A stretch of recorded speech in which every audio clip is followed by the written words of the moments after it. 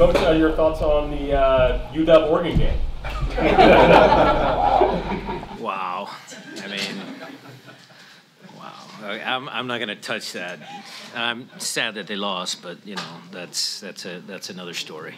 More seriously, obviously exciting game. Just your thoughts on having to come build your lead up a couple of times and then extra time. You know, I don't know if I've compiled all my thoughts as of yet. I think this will take me a couple of days to figure out exactly, obviously what we did well, but then also what we can do better at, what we can learn from the game. My initial thought, though, is that, we have a lot of guys on this squad that went out on international duty, and it's, testament to always trying to get good players at this club. And, I heard that they didn't allow some of their guys into the U-23s, and they didn't have as many. And our internationals flew from long distances and gutted one out there because it wasn't easy. Dallas was, a little fresher than us in the second half. They put us under pressure in the beginning of the second half where I thought we lost some control of the game. But our guys were able to, again, they do everything, they give everything to come back to win this game. And so that is testament to a really good mentality of that squad in there. That's what you need to win playoff games. That's what you need to win championships, is the right mentality. And so I give, again, my guys all the credit in the world because they figured out a way how to win. I know it wasn't pretty, but, it certainly was an exciting game. Pence? It's probably kind of a related question, but you go into the second extra time and you have 2 subs available. You just had some guys on long weeks. What led you to sort of stick with your group? The faith that I have in them.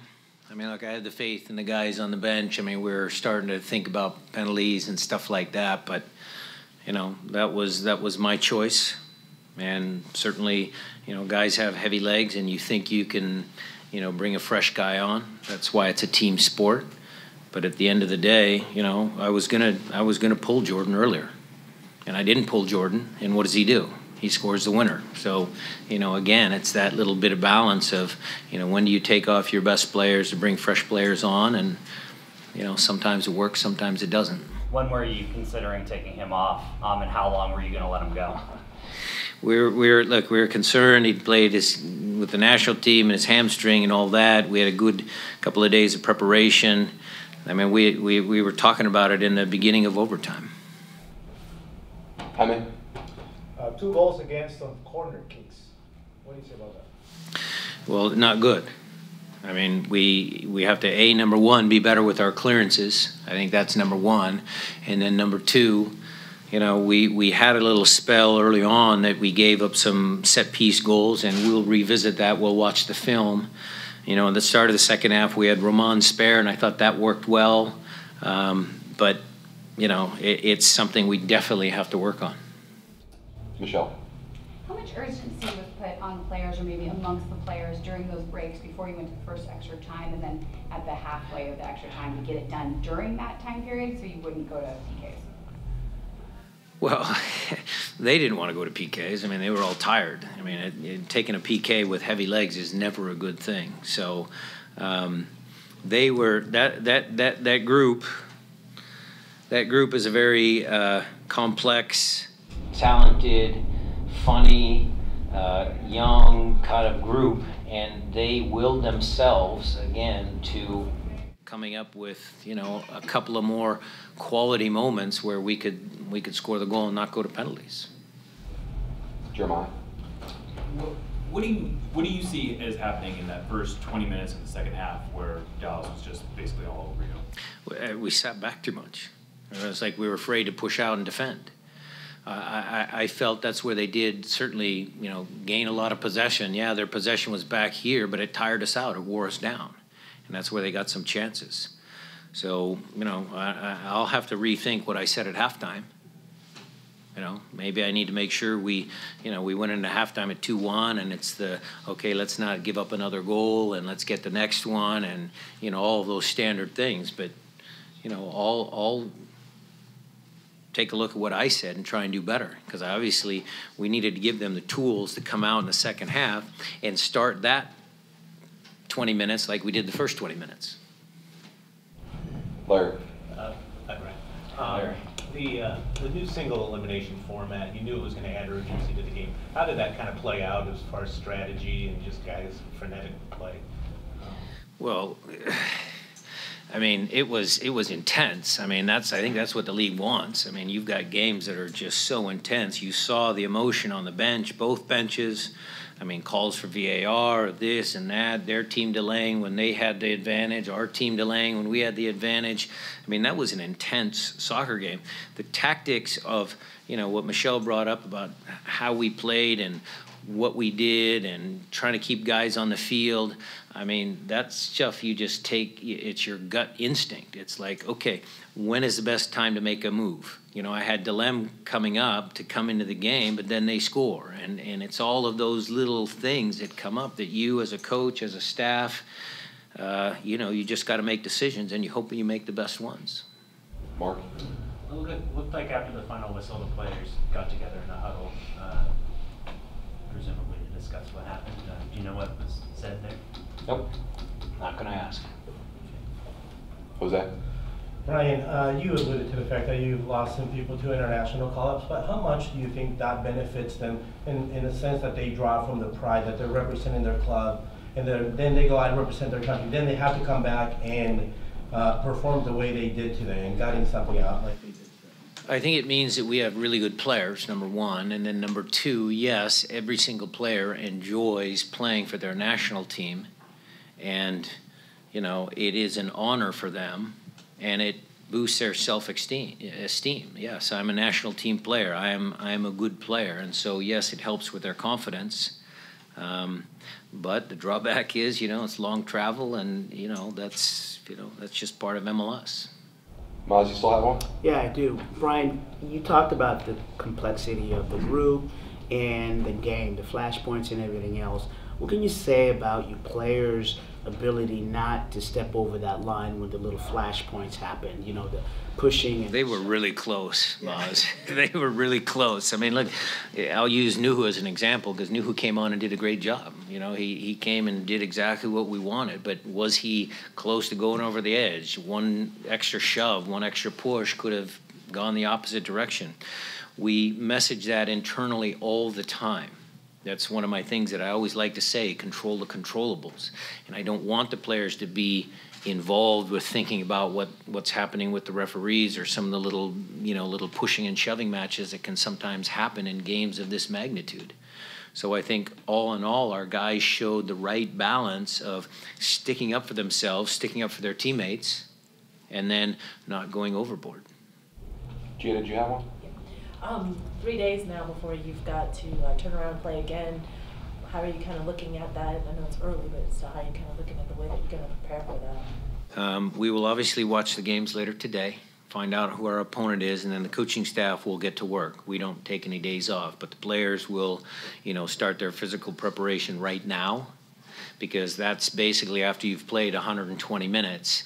That's going to kind of take precedence to some of the tactical stuff that we might use on a normal build-up for an opponent. And look, we know Portland, we know RSL, so some of those tactical adjustments may not be that dramatic, and we can just show them on film certain things that we want to accomplish, but it's the physical preparation that we need to get right. Do you think that you would have a day off, though? No. No. The players, I'm sorry. The players will go into the Bellevue Club tomorrow and splash around in the pools and do stuff like that. Have a little bit of fun. Steven? We know Fry's a big game goalkeeper, but his saves today seem to come in really key spots to keep you guys in the match. What can you say about his performance? I'd rather have our goalkeeper than any other goalkeeper in the league. I mean, I've said that from day one. Tommy Dutra is the best goalkeeping coach in the league. It's my personal opinion. And I hope Steph stays here for a long time. Is there a save out of the bunch today that stands out to you as the pick of them? Not yet. I'll have to watch all the replays because there was a lot of things going on in both directions. Art. Yeah, what have you just made of Jordan's whole season this year, coming off an injury of that magnitude, putting up 10 goals, 7 assists, and then I think his first career hat trick here today in a playoff game? He's growing. He's growing. I mean, Jordan is such a nice kid and got so much talent. And it just shows that his growth, his maturity in these big contests, in these big games, maybe to your point, maybe some of that international stuff helps Jordan, you know, but he's been always a good student. You know, Precky's been working with him. They watch film. Precky actually makes Jordan find the clips that he wants to talk about, and then they discuss it, and then Precky has a few of his own. So we're making Jordan think about the game and think about how he can be better, instead of just feeding him, you should do this and you should do that. And I think some of those things are working. Felipe? So, Coach, during the game there were very important moments. Raul Ruiz coming back to the scoring board. Jordan Morris, 3 goals. Stefan Fry multiple times. And for you as a coach, what was the important or the most important moment during the game? When the referee finally blew the whistle. I mean, we were done. The coaching staff was done. I mean, we were tired, not as tired as the players. But I mean, you mentioned Raul. We should mention Raul. He got the game started off in a good moment, and it was great for him to score, because you know how goalkeepers, and I think some of you guys made mention that he hadn't scored in 5 games and everything. So I think getting Raul to feel good about his performance and scoring goals, that's going to help us in the next couple of games. Time for a few follow-ups. I think I saw Michelle first. Kind of just to follow up on that, Coach, obviously speaking about what this goal could possibly mean for Raul moving forward, and kind of to what you alluded to Ari's question before. In addition to what this could do for Raul, what do you think Jordan Morris having a hat trick and basically his first real kind of playoff experience in the last couple of years, since he had to deal with those injuries, kind of will do for him, sparking him forward? Well, I think, Michelle, it's in the circle that they formed after the game, it's a pretty tight group. So when Raul does what he does, and Jordan does what he does, and Steph does what he does, and Christian and Kelvin and Nico, when they all do what they need to do to win games, then they become a really strong, powerful team. And I think that's what you're seeing. Matt? At the end of regulation time, you guys had that corner where you could have won it, and had a couple guys try to go in for headers, and then Dallas sort of breaks off the other way. What's going through your head as they approach your guys' goal, knowing that really could have been the moment for you? Well, again, it's just part of the sport. I mean, obviously as a coach, you always, you know, make sure that you're covered defensively, but we always try and win games. So that was just a circumstance that happened, and you know, team broke out, and we were able to recover. 1 or 2 more, Mickey. Yeah, just a quick thought on Victor Rodriguez getting back in there, and did the extra time period give you any concern about his ability, just because he was coming off such a long way off? No, he was fine. He was good. We needed a little bit of possession. We needed a little bit of quality. So I thought he came on and did a great job. Did I miss anybody? No? Okay, we're going to go to one of our SMI graduates in the back here. Yeah. Before we go to Ari, quick PSA, we do have a confirmed broadcaster for Wednesday now. It is Fox Sports 1, 7 p.m. on Wednesday for our next round match. Ari, take it away. You're closing it. Coach, how do you think Jordan Morris and Christian will then perform given how they play for the United States national team recently? Well, are you talking about their last game or in general? Well, the last game for the U.S. team certainly wasn't great, but this is pro sports, or it's sports in general. You can't win every single match. And so whatever lessons they took from the game against Canada, you know, certainly that's what young players have to do, take those international experiences, learn from them, grow from them, and when they come back to their club team, they had to refocus. They had to put that game behind them. I know Gonzo spent some time with Christian to, you know, talk to him about how he felt in that game, and then they were able to refocus and come up with good performances for their club team.